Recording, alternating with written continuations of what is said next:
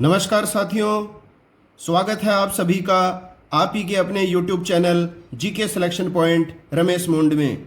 साथियों, आज मैं आपके बीच लेकर आया हूँ इंडियन ज्योग्राफी, भारत के भूगोल से संबंधित महत्वपूर्ण परीक्षा की दृष्टि से इम्पोर्टेंट 60 बिंदु।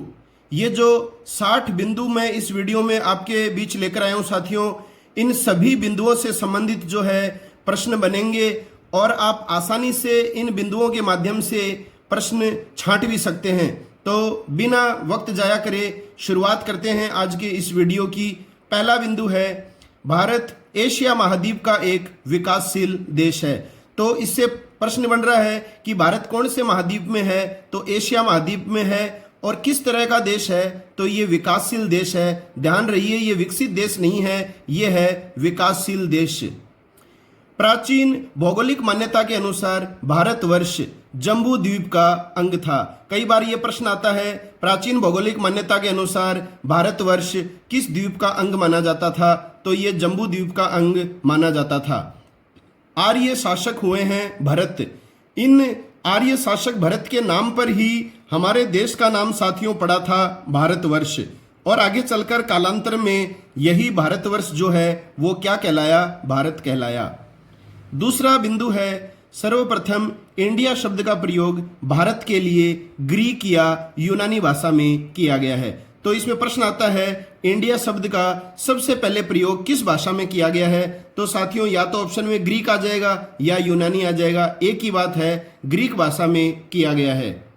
तीसरा बिंदु है, भारत पूर्णतया किस गोलार्ध में स्थित है। तो इससे पहले जो मैंने वीडियो डाली थी जिसमें आपको नवीनतम मानचित्र के आधार पर संपूर्ण बातें बताई थी, उसमें मैंने आपको बताया था कि भारत जो है वो पूरी तरह से उत्तरी गोलार्ध में है। भूमध्य रेखा के उत्तर में है और 23 डिग्री उत्तरी रेखा, कर्क रेखा जो है वो भारत के मध्य से होकर गुजरती है। और एग्जैक्ट अगर हम अक्षांशीय और देशांतरीय स्थिति के आधार पर बात करें तो भारत की स्थिति क्या है, तो भारत की स्थिति है उत्तर पूर्वी गोलार्ध में स्थित। तो प्रश्न किसी भी तरह से आ सकता है, किस गोलार्ध में है, तो उत्तरी गोलार्ध में है। और भारत की स्थिति क्या है, तब आप उत्तरी गोलार्ध नहीं बताएंगे साथियों, तब आएगा उत्तर पूर्वी गोलार्ध में स्थित है। अगला है भारत का अक्षांशीय विस्तार। इसकी अपन ने व्यापक चर्चा की थी। अक्षांशीय विस्तार है भारत का 8 डिग्री 4 मिनट से 37 डिग्री 6 मिनट उत्तरी अक्षांश और 68 डिग्री 7 मिनट से 97 डिग्री 25 मिनट पूर्वी देशांतर। यह है भारत का अक्षांशीय विस्तार। देखिए साथियों, कईयों की समस्या आती है विद्यार्थियों के कि हम बार बार पढ़ते हैं फिर भी याद नहीं होता है। तो देखिए, सबसे पहले आप ये अक्षांशीय विस्तार याद कीजिए जो उत्तर से लेकर दक्षिण तक है। तो दक्षिण में 8 डिग्री 4 मिनट से उत्तर में 37 डिग्री 6 मिनट उत्तरी अक्षांश है। तो देखिए 8, पहले आप डिग्री याद कर लीजिए, 8 डिग्री और इधर है 37 डिग्री। फिर आप मिनट याद कर लीजिए, 4 मिनट और इधर है 6 मिनट। इस हिसाब से आप याद कर लीजिए, दोनों ही बढ़ते क्रम में हैं। इसी तरह से पूर्वी देशांतर जो है वो पश्चिम में 68 डिग्री 7 मिनट से प्रारंभ होता है और पूर्व में है 97 डिग्री 25 मिनट पूर्वी देशांतर तक। तो इसमें भी देखिए दोनों बढ़ रहे हैं, 68 डिग्री है, यहाँ 97 डिग्री है, यहाँ 7 मिनट है, यहाँ 25 मिनट है। इस हिसाब से आप याद करिए साथियों, क्योंकि याद आपको हर हाल में करना होगा और याद करके ही आप जो है अपने लक्ष्य को प्राप्त कर सकते हैं। अब देखिए साथियों, दक्षिणी एशिया के 8 देशों के मध्य का देश भारत है। तो दक्षिणी एशिया के 8 देशों में मध्य का जो देश है, एकदम बीच का जो देश है, वो है हमारा भारत देश। अगला बिंदु है भारत की आकृति। भारत की आकृति पूछी जाती है साथियों, तो ये है चतुष्कोणीय। तो चतुष्कोणीय आकृति है भारत की। और राजस्थान की आकृति अगर आपसे पूछी जाए तो वो है विषम चतुष्कोणीय। अगला बिंदु है भारत का क्षेत्रफल। भारत का क्षेत्रफल कितना है साथियों, 32,87,263 वर्ग किलोमीटर। तो एग्जैक्ट आप याद करिए, ये 32 लाख तो आपके एग्जैक्ट याद होना चाहिए क्योंकि यहीं गड़बड़ आती है ज़्यादा। तो 32,87,263 वर्ग किलोमीटर है भारत का क्षेत्रफल। अगला बिंदु है भारत विश्व के कुल क्षेत्रफल का 2.43% रखता है। तो ये प्रश्न क्या आता है कि भारत विश्व के कुल क्षेत्रफल का कितना रखता है, तो 2.43% रखता है। अब देखिए बात क्षेत्रफल की आ रही है तो अपन 7वें बिंदु से सीधे 9वें बिंदु की तरफ चलते हैं। भारत क्षेत्रफल की दृष्टि से विश्व में कौन सा स्थान रखता है, आप लगभग जानते भी होंगे, तो वो है 7वां स्थान। साथियों इसमें ऑप्शन में देखिए आपको दूसरा स्थान भी मिलेगा। क्यों दूसरा इसलिए मिलता है क्योंकि जनसंख्या की दृष्टि से विश्व में भारत का स्थान है दूसरा, इस वजह से आपको दूसरा मिलता है। और जनसंख्या की दृष्टि से प्रथम स्थान किस देश का है, तो वो है चीन। और वर्ष 2030 तक जो है भारत जनसंख्या की दृष्टि से अग्रणी देश बन जाएगा। अब देखिए क्षेत्रफल की दृष्टि से 7वां स्थान है, तो आपको देखिए साथियों इसमें जो है 7वां नंबर जो भारत का आता है, इससे पहले के सभी देशों के नाम याद होने चाहिए, क्योंकि प्रश्न आ जाता है क्षेत्रफल की दृष्टि से अग्रणी देश है, तो इसमें हर ऑप्शन में 4-4 देशों का नाम दे दिया जाता है। तो देखिए इसका एक सूत्र है सबसे ज्यादा क्षेत्रफल वाले देशों का, रुक चीन अब आ भारत। मतलब चीन जो है उसको अपन बोल रहे हैं रुक चीन, तू रुक जा, अब आ भारत, अब भारत तू आ जा और चीन रुक जा, तो रुक चीन अब आ भारत। तो देखो रू का जो हो गया ना वो हो गया रशिया, ध्यान से देखिए रू का हो गया रशिया। दूसरा शब्द है कै का हो गया कनाडा। तो रूस और कनाडा अग्रणी क्षेत्रफल वाले देश हैं। तीसरा आ गया, किसको रोक रहे हैं अपन, चीन आ गया। ए का जो है अब में ए जो आएगा वो अमेरिका के लिए आएगा। बै से बन रहा है ब्राजील, आ से बन रहा है ऑस्ट्रेलिया, और 7वां नंबर तो हमारे देश का है भारत, तो ये अब आ भारत। अब देखिए साथियों मैंने 8वें नंबर का और लिखा है, क्योंकि ये प्रश्न भी परीक्षाओं में आ चुका है कि क्षेत्रफल की दृष्टि से भारत के पश्चात आने वाला देश कौन सा है। तो भारत के पश्चात आने वाला देश कौन सा है, अर्जेंटीना। यह आप अच्छी तरह ध्यान में रख लीजिए, क्षेत्रफल की दृष्टि से 7वां स्थान और पहला स्थान है रूस का। अब भारत का क्षेत्रफल आपको बता दिया मैंने 32,87,263 वर्ग किलोमीटर है। अब देखिए रूस का जो क्षेत्रफल है वो आपको ध्यान में होना चाहिए, ये है 1,70,98,240 वर्ग किलोमीटर। तो ये है रूस का क्षेत्रफल। बाकी साथियों देखो आपको रूस का क्षेत्रफल पूछा नहीं जाएगा, लेकिन फिर भी आपको अंदाजा होना चाहिए 1,70,00,000 के करीब। अब देखिए ये तो सर्वाधिक क्षेत्रफल वाले देश थे। न्यूनतम क्षेत्रफल वाला देश पूछा जाए तो उत्तर आएगा वेटिकन सिटी। ये आप ध्यान में रखिए 0.44 वर्ग किलोमीटर ही क्षेत्रफल है वेटिकन सिटी का। और वेटिकन सिटी अगर नहीं आए, वैसे होता नहीं है ऐसा, वेटिकन सिटी दे देता ऑप्शन में, बाई चांस नहीं आए और आपके साथ ही ऐसा हो जाए तो आप उत्तर करेंगे दूसरा स्थान आता है मोनाको। वेटिकन सिटी से इसका थोड़ा सा ज्यादा क्षेत्रफल है। अब देखिए भारत के विस्तार की बात करते हैं अपन। तो भारत के विस्तार को अपन ने अच्छी तरह पढ़ लिया है पिछले वीडियो में। उत्तर से दक्षिण तक जो है वो भारत का विस्तार ज्यादा है। आप मैप देखेंगे आपको पता चल जाएगा। तो उत्तर से दक्षिण तक ज्यादा है, तो ज्यादा है 3,214 किलोमीटर। मैंने आपको इसकी ट्रिक बताई थी कि सबसे पहले ये 4 आप भूल जाइए, 1 2 3 इस तरह से लिखिए उल्टा, 1 2 3 और इधर की तरफ लिख दीजिए 4, तो 3,214 किलोमीटर बन जाएगा। और पूर्व से पश्चिम जो है वो है कम, 2 9 3 3, तो क्या बन गया 2,933 किलोमीटर। कई साथियों की देखिए ये दिक्कत होती है कि उत्तर से दक्षिण पूछे या पूर्व से पश्चिम पूछे। साथियों इसमें तो ऑप्शन ये दोनों ही आएंगे, तो उनकी समस्या ये हो जाती है कि 3,214 किसमें पड़ा और 2,933 किसमें पड़ा। तो उलझने की जरूरत नहीं है। उत्तर से दक्षिण जो है वो विस्तार ज्यादा है, 3,214 है, और उससे थोड़ा कम जो है वो पूर्व से पश्चिम है, 2,933। क्योंकि आकृति चतुष्कोणीय है, यही कारण है कि दोनों जो है दिशाओं में ज्यादा कोई अंतर नहीं है विस्तार में, ठीक है ना। तो ये 3,000 के करीबी हो गया, ये 2,933, और ये थोड़ा सा ज्यादा है 3,214। अब इसके आगे जो अपन बात करेंगे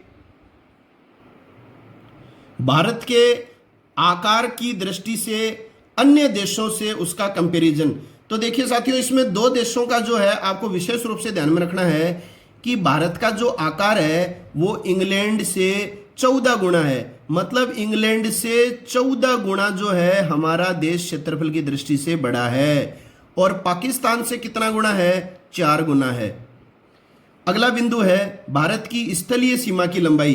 पूरे भारत की जो स्थलीय सीमा जो हमने देखी थी उसकी लंबाई कितनी है? 15,200 किलोमीटर है। एग्जैक्ट की भी अपन ने बात की थी पिछले वीडियो में, तो वो है 15,106.7 किलोमीटर। तो 15,200 आप विशेष रूप से ध्यान में रखिए। भारत की तट रेखा की लंबाई ध्यान में आ रहा है? अगर आपने पिछला वीडियो देख लिया है साथियों, तो ये 60 बिंदु जो हैं वो आपको एक ही बार पढ़ने की आवश्यकता पड़ेगी। तो पिछला वीडियो अगर आपने नहीं देखा है तो वो आप निश्चित रूप से देख लीजिए। तट रेखा की लंबाई मैंने आपको 6100 किलोमीटर बताई थी और आपको यह भी बताया था कि ये गुजरात से चालू होती है तट रेखा, गुजरात में आती है, गुजरात के बाद में जो है ये महाराष्ट्र जाती है, महाराष्ट्र से गोवा, गोवा से कर्नाटक, कर्नाटक से केरल, केरल से फिर तमिलनाडु, तमिलनाडु से आंध्र प्रदेश, आंध्र प्रदेश से उड़ीसा और उड़ीसा से पश्चिम बंगाल। इस तरह से जो है साथियों नक्शे के द्वारा जो है आप याद किया हुआ कभी नहीं भूलेंगे। एक तो सारे के सारे राज्य और केंद्र शासित प्रदेशों की स्थिति आप सबसे पहले ध्यान में रखिए, क्योंकि आप स्थिति ध्यान में रखते नहीं हैं और बार बार जो है तथ्यों को और राज्यों को रटते चले जाते हैं, तो इससे आपका कभी बेनिफिट नहीं होगा। आप राज्य और केंद्र शासित प्रदेशों की स्थिति अच्छी तरह याद कीजिए पहले। तो 9 राज्य हैं जो समुद्री तटरेखा पर स्थित हैं, ये मैंने आपको बता दिए हैं। देखो ये 9 राज्य क्रम से बता रहा हूं: गुजरात, महाराष्ट्र, गोवा, कर्नाटक, केरल, तमिलनाडु, आंध्र प्रदेश, उड़ीसा और पश्चिम बंगाल। गुजरात के साथ सबसे ज्यादा तटीय सीमा लगती है और गोवा के साथ सबसे कम। इसके अलावा साथियों मैंने आपको यह भी बताया कि 4 केंद्र शासित प्रदेशों की सीमा भी लगती है तट से, तो वो हैं दमन, दीव व दादर नागर हवेली। इन दोनों को मिला दिया गया है दिसंबर 2019 में और इसकी राजधानी क्या बना दी गई है? दमन। इसके अलावा दूसरा है लक्षद्वीप। लक्षद्वीप की राजधानी क्या है बताइए? तो इसकी राजधानी है कवारत्ती। पुदुचेरी की राजधानी पुदुचेरी है। अंडमान निकोबार की पोर्ट ब्लेयर। पुदुचेरी बताइए कौन से राज्य में स्थित है? अगर आपने पिछला वीडियो देखा है तो ये तमिलनाडु में है। तो ये अच्छी तरह आप ध्यान में कर लीजिए। 4 केंद्र शासित प्रदेश भी लगते हैं समुद्री तट से। तो प्रश्न आता है जैसे भारत के समुद्री तट से स्पर्श करने वाले राज्यों तथा केंद्र शासित प्रदेशों की संख्या है। हम कराते हैं जल्दबाजी में 9 नहीं आएगा, 13 आएगा। 9 ये और 4 ये भी जुड़ेंगे। अगला पॉइंट है भारत की तटरेखा में ही लक्षद्वीप तथा अंडमान समूह की सीमा रेखा भी शामिल कर लिया जाए तो भारत की संपूर्ण जलीय सीमा की लंबाई 7,516.5 किलोमीटर हो जाती है। ये देखिए इसमें क्या है। अब आप सोचोगे कि सर कभी तो आप 6100 बताते हो, कभी 7,516.5 बताते हो और किताबों में भी कई विद्यार्थी कंफ्यूज होते हैं। तो साथियों देखो, केवल तटरेखा की अगर अपने लंबाई पूछी जाए तो ये आएगा 6100। अगर हमें द्वीपीय क्षेत्र भी इस तटरेखा में शामिल करना हो, क्योंकि आपको पता है कि पश्चिम में जो है लक्षद्वीप है केरल के समीप और पूर्व में जो है वो अंडमान निकोबार भी द्वीप समूह है, तो जलीय सीमा से ही घिरे हुए हैं ये लक्षद्वीप और अंडमान निकोबार भी। तो इनकी सीमा को भी अगर शामिल कर लिया जाए, द्वीपीय क्षेत्रों की सीमा को भी, तो जाहिर सी बात है सीमा की लंबाई बढ़ेगी या नहीं बढ़ेगी? तो 6100 से बढ़ के कितनी हो जाएगी? अगर प्रश्न में आ जाए कि द्वीपों को शामिल कर लिया जाए तो 7,516.5 किलोमीटर। अगला बिंदु है भारतीय मानक समय जो रेखा है वो 82 डिग्री 30 मिनट आधारित है। तो ये आपको इंपॉर्टेंट प्रश्न है, पूछा जा सकता है। निश्चित इंडियन स्टैंडर्ड जो टाइम है वो कहाँ से निकलता है? तो ये है 82.5 डिग्री 30 मिनट पूर्वी देशांतर से। और मानक समय रेखा जो है भारत के कितने राज्यों से होकर गुजरती है? तो ये सारी चर्चा हमने की है, 5 राज्यों से होकर गुजरती है। साथियों ये जो टॉपिक है ये मैं इसीलिए लाया हूं कि कई साथियों ने कहा है कि सर मानचित्र के द्वारा जो है हमें बहुत अच्छी तरह समझ में आया है, लेकिन अगर हमें बिंदुओं के रूप में और तथ्यों के रूप में भी ये बात आप सारी लिखकर हमारे सामने प्रस्तुत कर दें तो ये हमारे दिमाग में स्थायी हो जाएंगी। फिर हम एक तरफ तथ्यों को पढ़ेंगे और दूसरी तरफ वो चीज़ जो है वो मानचित्र के आधार पर भी हम उसका अध्ययन करेंगे। तो कंपैरेटिव स्टडी करेंगे हम मानचित्र और तथ्यों की। तो आप ही के लिए मैं ये तथ्य जो है वो लेकर आया हूं। तो अच्छी तरह देख लीजिए 5 राज्य कौन से हैं जहां से मानक समय रेखा गुजरती है। उत्तर प्रदेश है, उत्तर प्रदेश के नीचे थोड़ा सा मध्य प्रदेश का क्षेत्र आता है, फिर छत्तीसगढ़ आता है, उड़ीसा आता है, आंध्र प्रदेश आता है। तो वो रेखा आपको एकदम अच्छी तरह याद आ रही होगी कि उत्तर प्रदेश के नीचे मध्य प्रदेश है, मध्य प्रदेश के नीचे छत्तीसगढ़, फिर उड़ीसा और फिर आंध्र प्रदेश। तो अगर साथियों आप में जो है भविष्य में शिक्षक बनेंगे तो आप जाहिर सी बात है ब्लैक बोर्ड पे नक्शा भी बनाएंगे, मानचित्र भी बनाएंगे और मानचित्र में जो ये जो पांचों के पांचों राज्य हैं, ये अगर सीधी रेखा से नहीं गुजरेंगे तो आप, जाहिर सी बात है, आप गलत नक्शा बच्चों को बता रहे हो। तो ये चीज आपको ध्यान में जरूर रखनी है। 5 राज्यों से होकर निकलती है। कौन कौन से राज्य हैं जहां से मानक समय रेखा गुजरती है? अब देखिए, इंपॉर्टेंट प्रश्न है, भारतीय मानक समय रेखा इलाहाबाद के समीप किस स्थान से प्रारंभ होती है? तो ये होती है नैनी स्थान से प्रारंभ। साथियों, अगर वीडियो अच्छी लग रही है तो आप जो है वीडियो को अवश्य लाइक कीजिए। आपके लाइक करने से साथियों मुझे मनोबल मिलता है, हिम्मत मिलती है। मैं और अधिक जानकारियों के साथ आपके समक्ष उपस्थित होने का प्रयास करता हूं। और चैनल को सब्सक्राइब नहीं किया है तो आप सब्सक्राइब जरूर कर लें साथियों। सब्सक्राइब करने से न आपका कोई चार्ज लगेगा और न मुझे कुछ ऐसा अर्जित होने वाला है। ये सब व्यक्ति की मानसिक शक्ति को मजबूत करने के लिए होते हैं साथियों। तो मेरा निवेदन है आपसे कि चैनल को सब्सक्राइब करें, वीडियो को लाइक करें और ज्यादा से ज्यादा साथियों के बीच वीडियो को शेयर करें। अगला बिंदु है Indian standard time. Indian standard time आप समझ गए, भारतीय मानक समय तथा ग्रीनविच मानक समय। देखिए साथियों, ये ग्रीनविच मानक जो रेखा है ये कहां से निकलती है? तो ये लंदन से निकलती है। ये आप ध्यान में रखिए, ग्रीनविच मानक समय रेखा कहां है? तो ये लंदन में है। तो भारतीय मानक समय तथा ग्रीनविच मानक समय में कितना अंतर होता है आप अच्छी तरह जानते हैं। 5.5 घंटे का अंतर होता है। वेरी इंपॉर्टेंट क्वेश्चन है ये भी। अगला प्रश्न है, भारत का सुदूर दक्षिणी भाग भूमध्य रेखा से 876 किलोमीटर दूर है। तो ये जो आंकड़ा है ये भी कई बार परीक्षाओं में पूछा जाता है। अब सुदूर दक्षिणी भाग कौन सा है? तो आप सभी जानते हैं इंदिरा पॉइंट है, बड़ा निकोबार द्वीप समूह में जो स्थित है। और ये भूमध्य रेखा से कितनी दूरी पर है? 876 किलोमीटर दूरी पर है। अगला है, भारत के कुल क्षेत्रफल का कितना प्रतिशत भाग पर्वतीय क्षेत्र के अंतर्गत आता है? तो भारत का कुल क्षेत्रफल 32,87,263 वर्ग किलोमीटर है। इस क्षेत्रफल का कितना प्रतिशत भाग, ये प्रतिशत में आएंगे सारे ऑप्शन, कितना प्रतिशत भाग पर्वतीय क्षेत्रों के अंतर्गत आता है? तो ये आता है, सबसे कम है 10.7%। अगला पॉइंट है, संपूर्ण भारत के कितने भूभाग पर पर्वत तथा पहाड़ियों का विस्तार पाया जाता है? तो पर्वत और पहाड़ियों का विस्तार पाया जाता है 29.3% भाग पर। ये आंकड़े आप निश्चित याद करिए। अगला बिंदु है, संपूर्ण भारत के 27.7% भूभाग पर पठार। तो प्लेट्यूज, पठार का विस्तार पाया जाता है कुल क्षेत्रफल के कितने भाग पर? 27.7% भाग पर। अब देखिए, सबसे ज्यादा पाए जाते हैं मैदान। संपूर्ण भारत के कितने प्रतिशत भूभाग पर मैदानों का विस्तार पाया जाता है? तो आप कितना बताएंगे? 43% आप बताएंगे। अगला पॉइंट है, भारत की प्रादेशिक जल सीमा समुद्र तट से 12 मील की दूरी तक है। तो प्रादेशिक जल सीमा समुद्र तट से कितना दूरी पर है? तो 12 मील की दूरी तक है। अगला है, भारत का संलग्न क्षेत्र प्रादेशिक जल सीमा के आगे 24 मील की दूरी तक है। ये एकदम सीधा सटीक प्रश्न आएगा, एकदम ये कि ये शब्द दिए हुए होंगे, प्रश्न आ जाएगा, भारत का संलग्न क्षेत्र प्रादेशिक जल सीमा के आगे कितनी दूरी तक विस्तृत है? तो 24 मील की दूरी तक विस्तृत है। अगला आएगा, भारत का एकांतिक आर्थिक क्षेत्र संलग्न क्षेत्र के 200 मील की दूरी तक है। तो 12 मील किस में आएगा, 24 मील किस में आएगा और 200 मील किस में आएगा, ये आप अच्छी तरह ध्यान में रख लेना। अगला है कर्क रेखा। कर्क रेखा को क्या बोलते हैं? Tropic of cancer. ये उत्तरी गोलार्ध में है और भारत के मध्य से होकर ये रेखा निकलती है। और दक्षिणी गोलार्ध में कौन सी रेखा है साथियों? तो वो है मकर रेखा। उसका मान 23.5 डिग्री दक्षिण है, उसको बोलते हैं ट्रॉपिक ऑफ कैप्रिकॉर्न।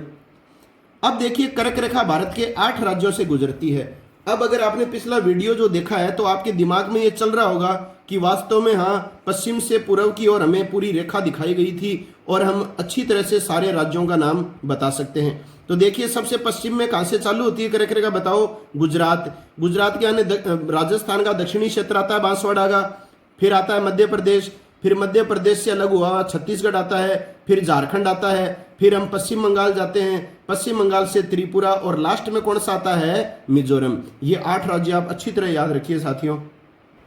अगला बिंदु है, भारत का सुदूरतम उत्तरी छोर। तो याद कीजिए साथियों, सबसे उत्तरी छोर कौन सा है? तो वो है इंदिरा कोल। और ये केंद्र शासित प्रदेश में है, लद्दाख में। अब जैसे प्रश्न आ जाएगा, पुराना आपका पढ़ा हुआ है कि इंदिरा कोल तो है जम्मू कश्मीर में, तो ऑप्शन में जम्मू कश्मीर भी आएगा, ध्यान में रख लेना, ये लद्दाख में है इंदिरा कोल। अगला है भारत का सुदूरतम दक्षिणी छोर। दक्षिणी छोर कौन सा है? इंदिरा पॉइंट है, ये बड़ा निकोबार द्वीप समूह में है। भारत का सुदूरतम पूर्वी छोर, पूर्वी छोर जो है वो कौन सा है? याद कीजिए, किथिबू है, और अरुणाचल प्रदेश में है किथिबू। भारत का सुदूरतम पश्चिमी छोर, एकदम पश्चिम में कौन सा है? जो गुजरात में पड़ता है, गौरमाता सरक्रेट। अब देखिए, भारत के दक्षिण में स्थित सबसे दूरस्थ स्थल, अगर इस तरह से प्रश्न आ जाए घुमा के थोड़ा सा, तो कोई दिक्कत नहीं है, ये भी सुदूर दक्षिणतम बिंदु ही पूछ रहा है, तो वो है इंदिरा पॉइंट।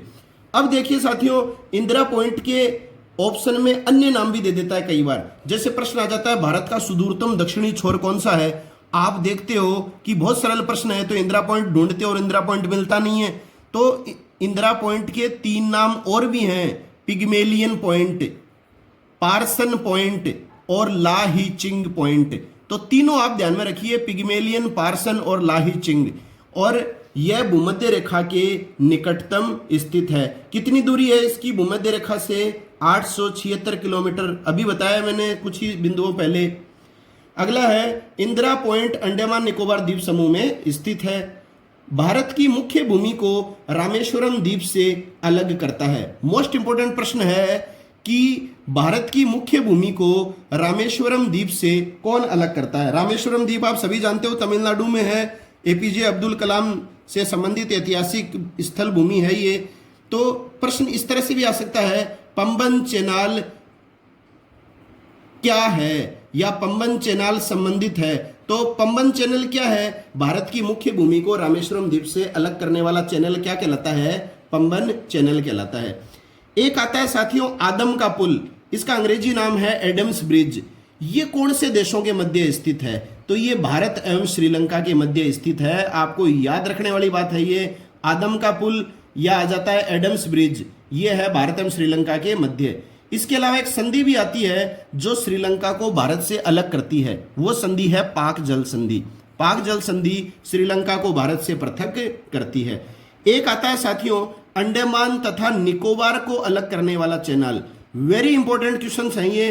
अंडमान और निकोबार को अलग करने वाला चैनल है 10 डिग्री चैनल। अगला है दक्षिणी अंडमान तथा छोटा अंडमान के मध्य, ये सारे मैंने आपको बताए थे, ऊपरी अंडमान, मध्य अंडमान, दक्षिणी अंडमान, छोटा अंडमान, बड़ा अंडमान। तो ये आप अच्छी तरह ध्यान से देख लेना। दक्षिणी अंडमान और छोटा निकोबार के मध्य क्या है? डंकन पास है। तो डंकन पास कहाँ स्थित है? दक्षिणी अंडमान और छोटा निकोबार के मध्य। एक आता है गुजरात के तट पर स्थित द्वीप कौन सा है? तो वो है दीव। तो गुजरात के तट पर स्थित द्वीप है दीव। अगला पॉइंट है भारत तथा चीन के मध्य सीमा बनाने वाली रेखा कौन सी है? वेरी इंपॉर्टेंट है, भारत और चीन के मध्य सीमा है मैकमोहन रेखा, और 1914 में ये निर्धारित की गई थी, वर्ष 1914 में निर्धारित की गई थी ये। भारत और पाकिस्तान के मध्य कौन सी सीमा रेखा है? इसी तरह से उत्तर आएगा रेड क्लिफ रेखा। रेड क्लिफ रेखा जो है ये कौन से देशों के मध्य सीमा बनाता है? भारत तथा पाकिस्तान के मध्य। अगला बिंदु है भारत के सुदूर पूर्व में म्यांमार देश भारत के साथ सर्वाधिक लंबी अंतर्राष्ट्रीय सीमा बनाता है। तो साथियों इसका मतलब ये नहीं है कि म्यांमार की सीमा भारत के साथ सबसे लंबी लगती है, सबसे लंबी तो बांग्लादेश की ही लगती है, लेकिन सुदूर पूर्व में कौन से देश की सर्वाधिक लंबी अंतर्राष्ट्रीय सीमा लगती है? तो वो लगती है म्यांमार देश की। अगला बिंदु है भारत तथा चीन के मध्य सीमा निर्धारित करने वाली मैकमोहन रेखा अरुणाचल प्रदेश राज्य के उत्तरी सीमा पर खींची गई है। तो मैकमोहन रेखा भारत और चीन के मध्य है, और कौन से राज्य से खींची गई है? अरुणाचल प्रदेश राज्य के उत्तरी सीमा से। अब देखिए साथियों भारत के साथ कितने देशों की अंतर्राष्ट्रीय सीमा लगती है? तो भारत के साथ 7 देशों की अंतर्राष्ट्रीय सीमा लगती है। ये मैंने आपको क्रम से पिछले वीडियो में भी बताया है। इसका सूत्र है 7 देशों का एकदम क्रम से, सबसे ज्यादा किसकी लगती है, उससे कम किसकी, उससे कम किसकी, सबसे कम किसकी। तो इसका सूत्र है बचपन में एमबीए। बचपन आप सभी जानते हो, आप सब लोग जो है वो इस अवस्था को पार कर चुके हो, और ये डिग्री आपको लेने की आवश्यकता नहीं है। MBA master of business administration, तो आपको जो है मास्टर बनना है, शिक्षा के क्षेत्र में नाम कमाना है, तो एमबीए काय को करना है। तो बचपन का देखो बै का हो गया बांग्लादेश सबसे ज़्यादा सीमा लगती है बांग्लादेश के साथ 4096 किलोमीटर। यह आप जनरली थोड़ा सा ध्यान में रख लीजिए, पूछी नहीं जाती है 4096। दूसरा च का मतलब हो गया चाइना, चाइना की 3917 किलोमीटर। पै का जो हो गया वो पाकिस्तान हो गया 3310 किलोमीटर। नए का जो है वो नेपाल हो गया 1792 किलोमीटर। में यहाँ पर साइलेंट है, में का कुछ नहीं बटेगा। MBA में पहला M हो गया म्यांमार 1458 किलोमीटर। बी का हो गया भूटान 587 किलोमीटर और ए का हो गया अफगानिस्तान 106 किलोमीटर न्यूनतम सीमा। तो कई जगह जो है 101 भी आ जाता है, कई जगह 80 भी आ जाता है, तो इसमें आपको घबराने की आवश्यकता नहीं है। आप एक अनुमानता ध्यान में रखिए, 106 किलोमीटर है अफगानिस्तान के साथ सीमा। अब इसमें पाकिस्तान के संदर्भ में जो हमारे राजस्थान के साथ अंतर्राष्ट्रीय सीमा पाकिस्तान की लगती है, आपको सबको पता है। तो पाकिस्तान की कितनी सीमा लगती है राजस्थान के साथ? 1070 किलोमीटर। कई बार पूछी तो जाती है कि पाकिस्तान के साथ भारत की अंतर्राष्ट्रीय सीमा की लंबाई क्या है, हम बता देते हैं 1070 किलोमीटर। तो ध्यान में रखिए 1070 जो है राजस्थान के साथ पाकिस्तान की सीमा है। कुल तो भारत के साथ 3310 है, ये आप अच्छी तरह ध्यान में रखिए। भारत के 3 राज्य जो हैं और 2 केंद्र शासित प्रदेश हैं जो पाकिस्तान के साथ अंतर्राष्ट्रीय सीमा बनाते हैं। आप अच्छी तरह जानते हैं पहले 4 राज्य सीमा बनाते थे, चौथा जो जम्मू कश्मीर है वो स्वयं राज्य नहीं है, अब केंद्र शासित प्रदेश है, और उससे अलग होकर एक लद्दाख केंद्र शासित प्रदेश भी बन गया है। तो कौन से 3 राज्य हैं जो पाकिस्तान के साथ सीमा बनाते हैं? गुजरात, राजस्थान और पंजाब। और 2 केंद्र शासित प्रदेश कौन से हो गए? जम्मू कश्मीर और लद्दाख, जो नए बने हैं 31 अक्टूबर 2019 को।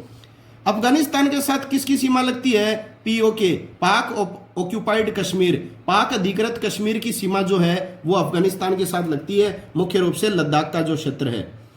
अगला है चीन के साथ भारत के कितने राज्यों की सीमा लगती है? साथियों देखो, संख्यात्मक प्रश्न भी आ सकता है। आप ये ना सोचें कि हमें तो राज्यों के नाम याद करने हैं।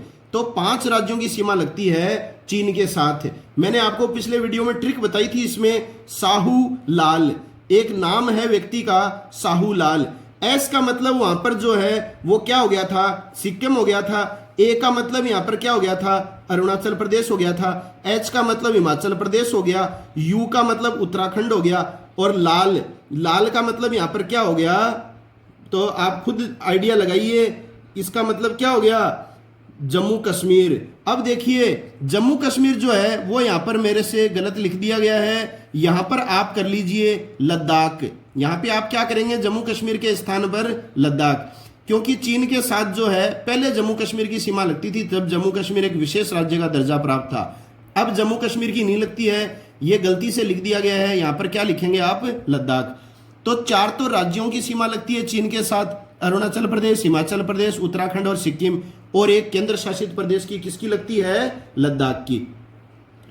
अगला नेपाल के साथ भारत के कितने राज्यों की सीमा लगती है? तो 5 राज्यों की सीमा लगती है। तो 5 राज्य कौन से? नेपाल वाला सूत्र आपको याद होगा अगर आपने पिछला वीडियो देखा है तो। नेपाल के साथ मैंने सूत्र बताया था, उतरो उतरो बस बिगड़ गई, है ना। कंडक्टर ने सवारियों को बोला अरे उतरो उतरो बस बिगड़ गई। तो उतरो उतरो का क्या बन गया? एक का तो उत्तराखंड बन गया उतरो का, एक उतरो का उत्तर प्रदेश बन गया। और उससे अगला जो बस था, ब का बन गया बिहार, स का बन गया सिक्किम, और बिगड़ गई तो बी का क्या बन गया? यहां पर बिहार बन गया था। तो सूत्र जो है आप इस तरह से याद कीजिए ताकि आपके बहुत सारे प्रश्नों का समाधान हो सके। हर छोटी छोटी चीज के लिए आप सूत्र याद न करें साथियों। अगला है म्यांमार के साथ भारत के कितने राज्यों की सीमा लगती है? तो म्यांमार के साथ 4 राज्यों की सीमा लगती है। कौन सा सूत्र है? अरुणा मामी म्याऊ। अरुणा, एरूणा, एरूणा को मतलब अरु का मतलब हो गया अरुणाचल प्रदेश, ना का हो गया नागालैंड। तो अरुणा का मतलब हो गया ना अरुणाचल प्रदेश, हो गया नागालैंड। और मामी, पहले माँ का क्या बन गया? पहले माँ का बन गया मणिपुर, और दूसरे का मी का क्या बन गया? मिजोरम। और म्याऊ आपको करना नहीं है कुछ भी। अगला है पॉइंट, बांग्लादेश के साथ भारत के कितने राज्यों की सीमा लगती है? 5 राज्यों की सीमा लगती है। सबसे ज्यादा बांग्लादेश के साथ ही सीमा लगती है। बांग्लादेश वाला सूत्र आपको याद होगा, मित्र है आपकी जिसका नाम है मेघा। आप मित्र मेघा को क्या बोल रहे हो? मित्र मेघा आप बांग्लादेश में हैं। ये सूत्र साथियों रट लीजिए अच्छी तरह, और अगर नहीं रट सकते हैं तो स्थिति आपको अच्छी तरह मैंने बता दी है सारे के सारे राज्यों की। आप स्थिति ध्यान में कर लोगे फिर तो आपको सूत्र याद करने की जरूरत भी नहीं है। ये आप कन्फर्म बात मान लीजिए साथियों, अगर आपने सारे राज्यों और केंद्र शासित प्रदेशों की स्थिति मन में संभाली है, फिर ये सूत्र उत्तर कुछ नहीं है, ये सब बकवास चीजें हैं साथियों। तो सूत्र को आप तभी उपयोग में ले सकते हैं जब आपको जो है वो याद नहीं हो रहे हैं ये राज्यों की स्थिति कैसी है। तो राज्यों की स्थिति में भी गड़बड़ हो सकती है। मामी माँ का आप जो है कल को मेघालय भी कर सकते हो माँ का, जबकि है क्या माँ का, मणिपुर है, और मी का क्या है, मिजोरम। तो स्थिति आप याद करने का प्रयास करें, स्थिति याद होने के बाद ही सूत्र काम देगा। अब देखिए अगला है, भूटान के साथ जो है वो कितने राज्यों की सीमा लगती है, तो 4 राज्यों की सीमा लगती है। तो भूटान के साथ जो है कितने राज्यों की सीमा लगती है, 4 राज्यों की सीमा लगती है। कौन कौन से लगते हैं भूटान के साथ, तो भूटान का सूत्र आपको याद होगा, अरुणा पास आ या अरुणा आ पास। अरुणा को आप कह रहे हो कि पास आ, तो अरुणा का क्या बन गया, अरुणाचल प्रदेश बन गया। पा का जो क्या है वो क्या बन गया, पश्चिम बंगाल बन गया। स का क्या बन गया, सिक्किम बन गया। और आ का क्या बन गया, असम। तो 4 राज्यों की सीमा लगती है भूटान के साथ। अब देखिए साथियों, इस अध्याय का सबसे महत्वपूर्ण जो पक्ष है वो यही है कि इन 7 देशों के साथ भारत के कौन कौन से राज्यों की सीमा लगती है। इसमें से सबसे ज्यादा प्रश्न पूछे जाने की संभावना रहती है और विद्यार्थियों का गलत भी प्रश्न इसी में से होता है, तो आप इस पे पूरा ध्यान दीजिए। बिंदु है, कन्याकुमारी वह स्थान है जहां बंगाल की खाड़ी, अरब सागर और हिंद महासागर मिलते हैं। तो इसमें प्रश्न आता है, भारत का वह स्थान जहां बंगाल की खाड़ी, अरब सागर और हिंद महासागर मिलते हैं, तो वो है कन्याकुमारी। अगला है, भारत के सीमावर्ती देशों की संख्या कितनी है, आप अभी हमने पढ़ा है 7 है, तथा पड़ोसी देश जो हैं श्रीलंका और मालदीव को मिलाकर कुल 9 देश हैं। तो देखिए साथियों, सीमावर्ती देशों की संख्या पूछी जाए तब तो आएगा 7, और अगर आ जाए भारत के पड़ोसी देशों की संख्या कितनी है, तो आप 7 नहीं करेंगे, क्योंकि आपको पड़ोसी देश पूछ रहा है। तो ये सीमा जो लगती है ये भी तो पड़ोसी देश ही हैं, और श्रीलंका और मालदीव की सीमा नहीं लगती। आपको पता है ये दक्षिणी भारत है, इधर श्रीलंका है और इधर मालदीव है, और मालदीव के जो ऊपर की तरफ है ये इधर लक्षद्वीप आ गया। तो श्रीलंका और मालदीव भी तो भारत के पड़ोसी देश हैं। तो पड़ोसी देश कितने हो गए, 9 हो गए, और सीमावर्ती देश 7 हो गए। याद रखिए अच्छी तरह। अगला है, भारत के कुल 16 राज्यों की सीमा अपने पड़ोसी देशों से लगती है। देखिए साथियों, पहले ये प्रश्न आता था कि भारत के कुल कितने राज्यों की सीमा पड़ोसी देशों से लगती है, तो आप उत्तर बताते थे 17। अब आप 17 नहीं बताएंगे, अब आप क्या बताएंगे, 16 बताएंगे। पिछला तथ्य आप अगर रट के बैठे हैं तो भूल जाना। अब 16 राज्य इसलिए बताएंगे क्योंकि जम्मू कश्मीर अब राज्य नहीं है। तो कितने राज्यों की सीमा पड़ोसी देशों से लगती है, तो 16 राज्यों की सीमा पड़ोसी देशों से लगती है, और 2 केंद्र शासित प्रदेशों की भी लगती है, जम्मू कश्मीर और लद्दाख। अब प्रश्न अगर आ जाए कि भारत के कितने राज्यों की सीमा पड़ोसी देशों से लगती है, तो उत्तर आ जाएगा 16 राज्य। अब प्रश्न ऐसा भी आ जाता है कि भारत के कितने राज्य तथा केंद्र शासित प्रदेशों की सीमा भारत से लगती है, तो कितने आ जाएंगे, 16 तो राज्य प्लस 2 हो जाएंगे, जम्मू कश्मीर और लद्दाख। उत्तर आ जाएगा 18। समझ गए होंगे आप।